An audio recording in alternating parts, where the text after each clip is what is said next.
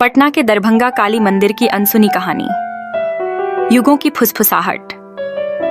पटना की हलचल भरी सड़कों के बीच स्थित दरभंगा काली मंदिर आस्था और परंपरा का एक जीवंत प्रमाण है।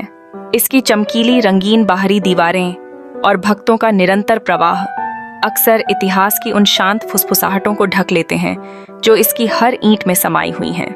जबकि कई लोग इसे पूजा के एक महत्वपूर्ण स्थान के रूप में जानते हैं, बहुत कम लोग अनसुनी कहानी से परिचित हैं।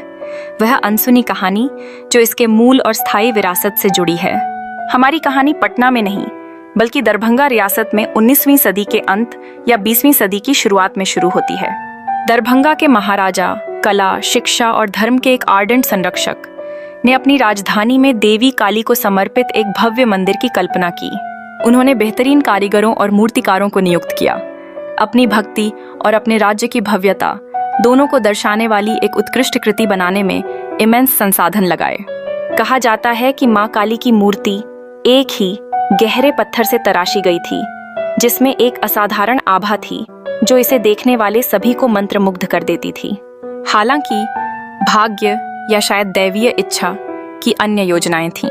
जैसे ही दरभंगा में मंदिर का निर्माण पूरा होने वाला था, शाही परिवार और राज्य को अप्रत्याशित चुनौतियों और अशुभ घटनाओं की एक श्रृंखला ने घेरना शुरू कर दिया।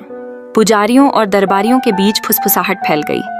क्या मूर्ति दरभंगा के लिए बहुत शक्तिशाली थी? क्या यह किसी अन्य उद्देश्य, किसी अन्य स्थान के लिए थी? अनएक्सप्लेन्ड आग, अचानक बीमारियों और यहाँ तक कि महल पर छाए एक स्पष्ट बेचैनी की कहानियां थीं जब भी नई मूर्ति के साथ अनुष्ठान किए जाते थे। महाराजा, अत्यंत आध्यात्मिक और समझदार, ने अपने सबसे भरोसेमंद भविष्यवक्ताओं और ज्योतिषियों से मार्गदर्शन मांगा।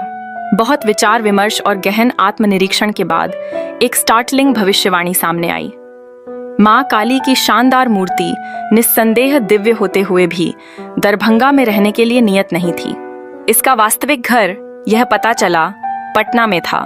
प्राचीन पाटलिपुत्र शहर, एक ऐसा स्थान जिसकी अपनी गहरी आध्यात्मिक कंपन और शक्तिशाली देवताओं के साथ इंटरट्वाइंड एक इतिहास था।